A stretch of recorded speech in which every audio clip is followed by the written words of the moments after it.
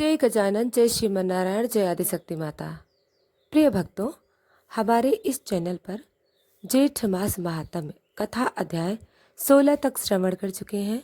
आइए आज ज्येष्ठ मास महात्म्य कथा अध्याय 17 को श्रवण करते हैं। दोस्तों, हमारी हर भक्ति वीडियो आप तक पहुँचे, इसके लिए वीडियो को लाइक और चैनल को सब्सक्राइब करें। एक बार देवऋषि नारद जी, जो समस्त लोकों में भ्रमण करते हैं, सभी युगों और लोकों का ज्ञान रखते हैं, वे पहुँचे ब्रह्मलोक में। ब्रह्मा जी उस समय अपने कमलासन पर विराजमान थे और उन्हें ध्यान में मग्न देखकर नारद जी ने विनम्र भाव से प्रणाम किया। नारद जी का प्रश्न। हे पितामह ब्रह्मदेव, आप सर्वज्ञ सर्वदर्शी हैं, मुझ पर कृपा करके यह बताइए, समस्त व्रतों, यज्ञों, दानों, तीर्थों में कौन सा मास श्रेष्ठ है? ऐसा कौन सा मास है जिसमें किया गया छोटा सा पुण्य भी अनंत गुना फल देता है? कौन सा महीना पापियों को भी मोक्ष देता है? और किस मास में जल, दीप, वस्त्र, अन्न और सेवा का विशेष महत्व है? ब्रह्मा जी ने उत्तर दिया।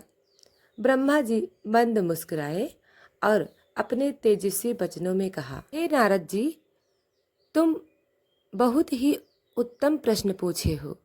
सभी युगों, सभी लोकों में जो मास सबसे श्रेष्ठ है वह है ज्येष्ठ मास। यह महीना देवताओं का प्रिय, पितरों को पूज्य और मनुष्यों के कल्याण का कारण है। इसे ही ज्येष्ठ महात्म कहा जाता है।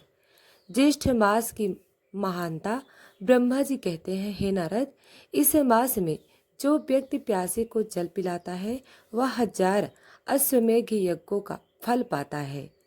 जो व्यक्ति दीप दान करता है वह तमस से हटकर अपने जीवन को प्रकाशित करता है। जो व्रत रखता है वह इंद्र के समान भोग भोगता है और अंत में विष्णु लोक को प्राप्त करता है। सूर्य और तप का महीना। ज्येष्ठ मास में सूर्य देव अपने प्रचंड रूप में होते हैं। यह समय तप और सेवा का है, क्योंकि इस समय की गई छोटी सी सेवा भी हजारों गुना पुण्य देती है। एक लोटा जल, एक दीपक, एक घड़ा, एक पल की छाया, यह सब स्वर्ग के द्वार खोलते हैं। जीवन रूपी तपस्या की शुरुआत। ब्रह्मा जी बोले, जो व्यक्ति ज्येष्ठ मास में व्रत, संयम, सेवा, भक्ति करता है, उसके सभी जन्मों के पाप नष्ट हो जाते हैं। वह चाहे कितना भी पापी क्यों न हो। यदि वह इस मास में एक दिन भी धर्म से जुड़ता है तो वह भवसागर को पार कर लेता है। ब्रह्मा जी का आह्वान। हे नारद, इस माह में गंगा स्नान, तुलसी सेवा, व्रत, उपवास, गौ सेवा और संत का संग विशेष फलदायी होता है। यह मास दरिद्र को धन, दुखी को सुख और अज्ञानी को ज्ञान देता है। नारद जी ने हाथ जोड़कर कहा, हे पितामह, आपने ज्येष्ठ मास का जो महात्म्य बताया वह परम पावन है। अब कृपा करके इस मास में की जाने वाली विशिष्ट कथाएं और व्रत विधान भी मुझे विस्तार से सुनाइए।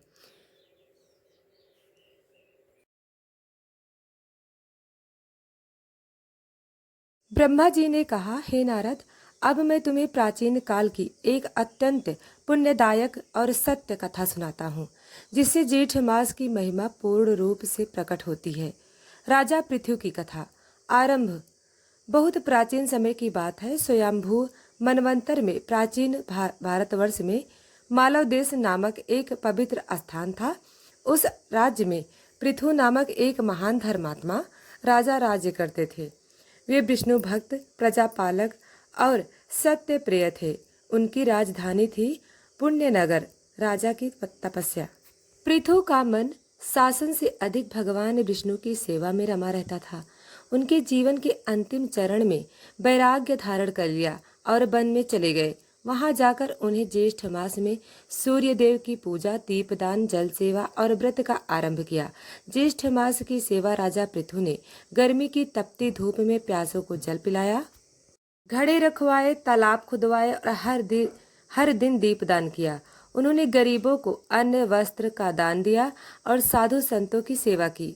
हर बुधवार और रविवार को विशेष रूप से स्त्रियों को दीप और जलपात्र दान किए। ईश्वर की कृपा से ज्येष्ठ मास की समाप्ति पर राजा पृथु को एक रात्रि स्वप्न आया, जिसमें भगवान विष्णु प्रकट हुए और बोले, हे राजन, तुमने जो ज्येष्ठ मास में दीनों की सेवा की, जल पिलाया और दीप जलाए, उससे तुमने स्वर्ग, मोक्ष और यश तीनों को प्राप्त कर लिया है। तुम्हारा वंश सदा धर्मनिष्ठ रहेगा। तुम्हारी कीर्ति लोकों में गाई जाएगी। फलस्वरूप चमत्कार हुआ। राजा पृथु का शरीर तेजस्वी और निर्मल हो गया। उनके जाने के बाद उनके राज्य में सूखा, बीमारी या अधर्म कभी नहीं आया। उनका राज्य इंद्रलोक के समान बन गया। नारद जी का विस्मय। यह कथा सुनकर नारद जी अत्यंत विस्मित हुए और बोले, हे ब्रह्मदेव, एक मास में इतना फल, यह तो चमत्कार है। कृपया आगे की कथाएं भी बताएं, जिससे अन्य भक्तों को और भी प्रेरणा मिल सके। ब्रह्मा जी का उत्तर, हे नारद जी, यह तो केवल एक उदाहरण है। अगली कथा, एक ब्राह्मण स्त्री जिसने केवल गुरुवार को दीप जलाकर सौभाग्य, पुत्र और स्वर्ग तीनों को पाया। अब वह कथा हम आपको सुनाते हैं। ब्रह्मा जी बोले, हे नारद, अब मैं तुम्हें एक गृहिणी के दीपदान की चमत्कार की कथा सुनाता हूँ, जिसमें यह सिद्ध होता है ज्येष्ठ मास में दीप दान और जल सेवा कितना अद्भुत फल देता है। यह कथा का आरंभ बहुत समय पहले की बात है। कांचीपुरी नामक नगर में सुमति नामक एक ब्राह्मण रहता था। वह गरीब था पर धार्मिक था। उसकी पत्नी थी सत्यव्रता, जो अत्यंत पवित्र, सेवाशील और भगवान विष्णु की भक्त थी। ज्येष्ठ मास का आगमन, जब तपता हुआ ज्येष्ठ मास आया तो सत्यव्रता ने अपने पति से कहा, हे स्वामी, यह मास पुण्य देने वाला है। हम निर्धन भले ही हैं, पर सेवा और दीपदान तो कर सकते हैं। उस दिन से सत्यव्रता ने हर बुधवार और रविवार को घर के आंगन में एक मिट्टी का दीपक तुलसी के सामने जलाना शुरू किया। उसने कहा, हे तुलसी माता, यह दीपक मेरे जीवन का दीप है। इसमें मेरी भक्ति है, मेरी प्रार्थना है। मैं इसे जेठ मास के हर गुरुवार को जलाऊंगी, चाहे कुछ भी हो जाए। विपत्ति का सामना। एक दिन उनके घर में अन्न तक नहीं बचा। पति बोला, इस कठिन समय में तुम दीप क्यों जला रही हो? सत्यव्रता ने कहा, भूखे रह सकते हैं, पर ईश्वर से नाता नहीं तोड़ सकते। दीपक मेरी आस्था है। उसी रात विष्णु जी ने स्वप्न में सत्यव्रता से कहा, हे पुत्री, तुम्हारी भक्ति से मेरा हृदय पिघला दिया। मैं स्वयं तुम्हारे घर आऊंगा। भिक्षुक का आगमन। अगले दिन सुबह एक वृद्ध भिक्षुक उनके द्वार पर आया। सत्यव्रता ने घर की आखिरी आटा, थोड़ी सी दही और जल भिक्षुक को दे दिया। भिक्षुक मुस्कुराया और बोला, माँ, तूने तो मुझे परमात्मा ही समझ लिया। अब देख, तेरा जीवन बदल जाएगा। वह अदृश्य हो गया। असंभव फल की प्राप्ति। अगले दिन जब वो उठे तो उनके आंगन में सोने का दीपक रखा हुआ था। घर में अन्न से भरे घड़े, सोने की मुद्राएं और वस्त्रों के संदूक प्रकट हो गए। पति सुमत ने कहा, यह सब तेरी श्रद्धा का फल है। तूने दीप जलाया और भगवान स्वयं आए।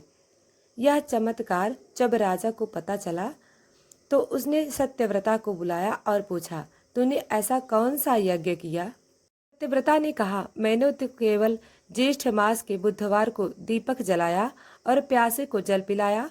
राजा ने भी उस दिन से दीपदान और जल सेवा प्रारंभ कर दी। ब्रह्मा जी बोले, हे नारद, देखो, एक सामान्य स्त्री केवल एक दीपक से जीवन, धन, यश और मोक्ष पा लिया। यह सब केवल ज्येष्ठ मास की महिमा है। नारद जी बोले, हे पितामह, यह कथा तो मानवता के लिए एक दीप की तरह है। कृपया अगली कथा सुनाइए, जिससे संसार और भी प्रकाश हो। जी ने प्रश्न किया, हे पितामह, एक दीप जलाकर कोई व्यक्ति बैकुंठ कैसे जा सकता है? कृपया मुझे वह चमत्कारी कथा विस्तार से सुनाइए। ब्रह्मा जी बोले, हे वत्स, अब मैं तुम्हें उस पापी चोर की कथा सुनाता हूँ, जिसे केवल एक बार ज्येष्ठ मास में दीप जलाने से मोक्ष की प्राप्ति हुई। बहुत समय पहले की बात है। काशी नगरी में एक अत्यंत पापी चोर रहता था। उसका नाम था धनदत्त। वह दिन रात चोरी, झूठ, धोखा और हिंसा में लिप्त रहता था। धर्म, पुण्य, सत्कर्म से उसका कोई नाता न था। एक साधु का मिलना। एक दिन वह एक महात्मा साधु के संपर्क में आया। साधु ने कहा, हे वत्स, तू जीवन भर पाप करता रहा है, पर यदि एक बार ज्येष्ठ मास में दीप जलाकर भगवान विष्णु को अर्पित करेगा तो तुझे आश्चर्यजनक फल मिलेगा। चोर ने हंसते हुए कहा, क्या एक दीप से पाप धुल सकते हैं? साधु बोले, विश्वास कर, एक दीप तुझे नरक से निकालकर स्वर्ग पहुंचा सकता है। संध्या का समय था। बृहस्पतिवार का दिन था। चोर ने पहली बार एक तेल का दीपक तुलसी के नीचे रखकर जलाया और कहा, हे ईश्वर, मैं नहीं जानता भक्ति क्या है, पर यदि यह दीप मेरी आत्मा का कोई कोना प्रकाशित कर दे तो मुझे मार्ग दिखाना। उसी रात उसके मन में अशांति उत्पन्न हुई। उसे अपने अपराध याद आने लगे। विष्णु जी का स्वप्न दर्शन। उसी रात विष्णु भगवान उसके स्वप्न में आए और बोले, हे धनदत्त, तेरे जीवन का अंधकार उस एक दीप से मिट गया। तू अब धर्म के मार्ग पर चल। अगले जन्म में तू राजा बनकर जन्म लेगा, फिर अंत में वैकुंठ धाम को प्राप्त करेगा। चोर उठकर विलाप करने लगा। उसने अपने सारे पाप छोड़ दिए। साधुओं की सेवा, गरीबों की सहायता और भगवान की भक्ति में जीवन अर्पित कर दिया। मरणोपरांत फल। जब उसका अंत समय आया तब स्वयं विष्णु दूत आए और बोले, हे पुण्यात्मा धनदत्त, चलो, अब तुम वैकुंठ लोक में निवास करोगे। तुमने ज्येष्ठ मास में उस एक दीप से हजारों जन्मों के पाप धो डाले। ब्रह्मा जी का निष्क्रय। हे नारद, देखो, केवल एक सच्चे भाव से जलाया गया दीपक कैसे चोर को संत बना देता है। यही है ज्येष्ठ मास की शक्ति। नारद जी ने पितामह से बोले, हे, यह कथा तो पतितों के लिए जीवन में नया प्रकाश लाने वाली है। कृपया अगली कथा सुनाइए। प्रिय भक्तों, आज की यह कथा समाप्त हुई। हम आगे की कथा कल सुनाएंगे। धन्यवाद।